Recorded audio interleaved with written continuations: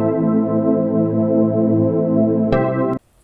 l'épisode précédent, nous avons vu comment utiliser les paramètres dans les URL pour transmettre les informations d'une page à une autre. Et dans cet épisode maintenant, nous allons parler de la transmission des données à l'aide des formulaires. Donc les formulaires constituent le principal moyen pour vos visiteurs d'entrer des informations sur vos sites. Donc les formulaires permettent de créer une interactivité. Donc par exemple, si sur un forum, on doit insérer du texte puis cliquer sur un bouton pour envoyer son message. Vous allez remarquer que nous allons beaucoup utiliser le HTML dans cette partie. Donc ici, le PHP et le HTML sont intimement liés. Donc le HTML va nous permettre de créer le formulaire, tandis que le PHP permet de traiter les informations que le visiteur va entrer dans le formulaire. Pour tester ça, nous allons toujours partir sur la même base, c'est-à-dire mettre en place maintenant un formulaire qui va permettre à l'utilisateur de saisir son nom et son prénom. Et maintenant, sur la page présentation, nous allons récupérer ces informations et le présenter. Donc, notre page index existe déjà, la page présentation aussi existe déjà. Donc, le formulaire que nous allons mettre en place sera sur cette page index.php. Donc, pour créer le formulaire en HTML, moi, je vais revenir dans un document, .html dans un autre éditeur qui est ici Sublime Text, qui me permet d'écrire facilement le HTML. Voilà. Donc, je vais écrire ici formulaire comme titre et je vais commencer par écrire le formulaire. Donc, forme, je pense que tout ça, vous connaissez ça déjà. Ce n'est pas ici, je vais vous apprendre le HTML. Donc, pour mettre en place un champ de saisie pour l'utilisateur, on va écrire input et de type test. Et ici, les noms des attributs name ou les valeurs des attributs name est très important parce que c'est ça que nous allons utiliser pour récupérer les données sur la page présentation.php. Donc ça, c'est le premier input. Je vais juste mettre ici le nom.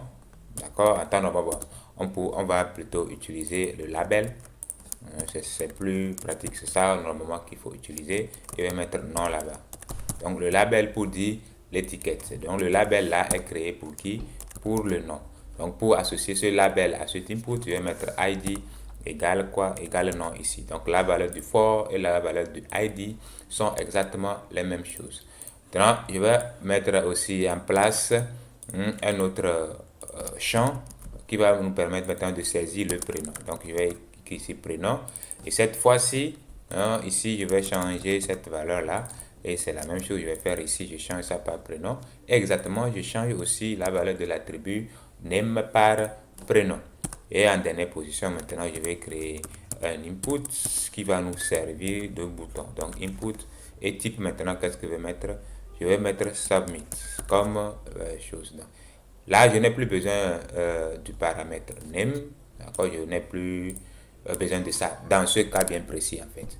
Et je vais utiliser maintenant l'attribut value à qui je vais enregistrer, je vais affecter plutôt la valeur enregistrée.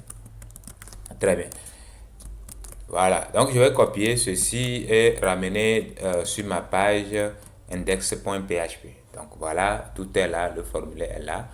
On va aller voir le résultat. Donc pour voir le résultat, toujours on tape localhost. Et comme c'est un fichier index.php, il suffit juste de taper le nom du dossier dans lequel se trouve le fichier et vous avez le résultat. Donc voici le formulaire.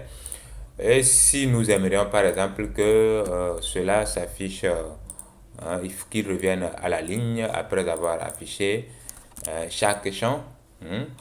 Qu'est-ce qu'il faut faire? Il faut juste ajouter les balises BR ici. Donc je vais juste ajouter la balise BR juste après ici. Voilà. Donc je copie ça et j'ajoute ici aussi. Voilà. Donc, en temps normal, si on ramène on actualise, on va constater que le formulaire est bien fait. Voilà, si vous voulez que ça soit joli, il suffit d'ajouter le CSS. Voilà, on ne va pas le faire ici. Maintenant, il y a quelque chose qu'on doit faire ici.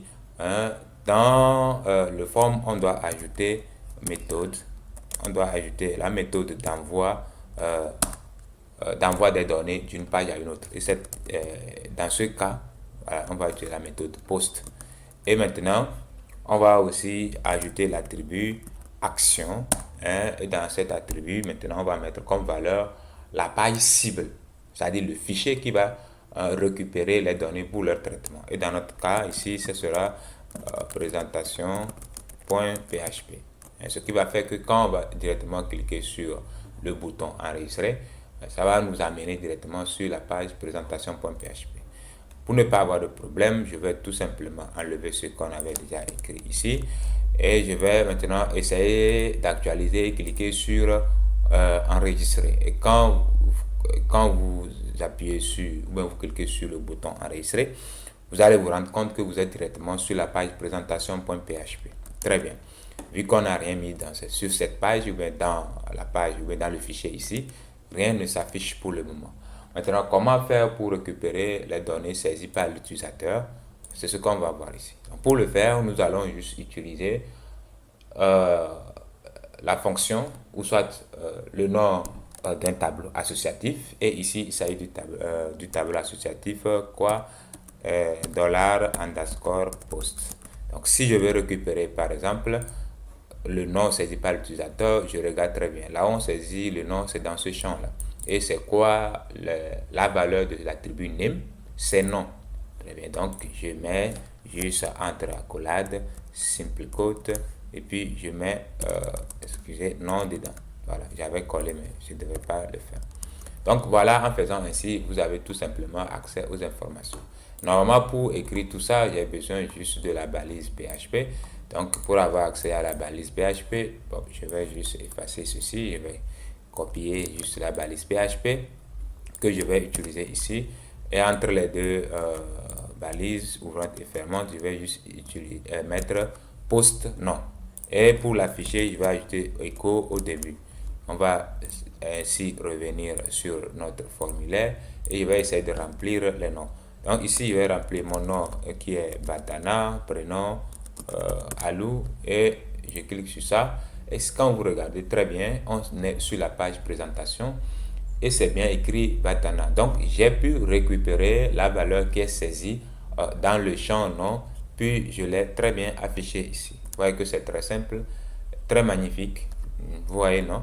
Donc, si on aimerait cette fois-ci,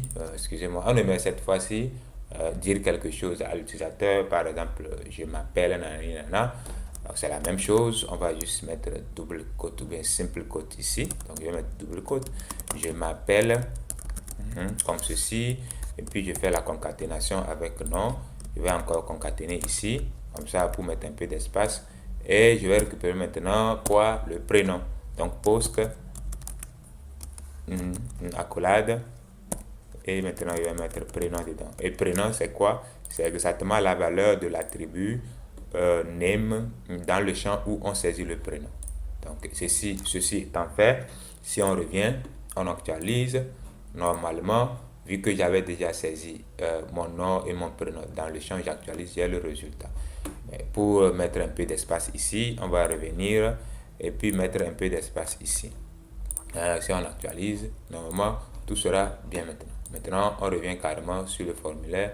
J'ai écrit Batana là-bas. Maintenant, si je mets comme prénom Ferdinand, puis j'enregistre, automatiquement sur la page présentation, je récupère le nom et le prénom. Vous voyez que c'est très simple et très facile à faire. Et ce qui reste maintenant, c'est peut-être mettre en place une base de données et puis récupérer ces informations et enregistrer.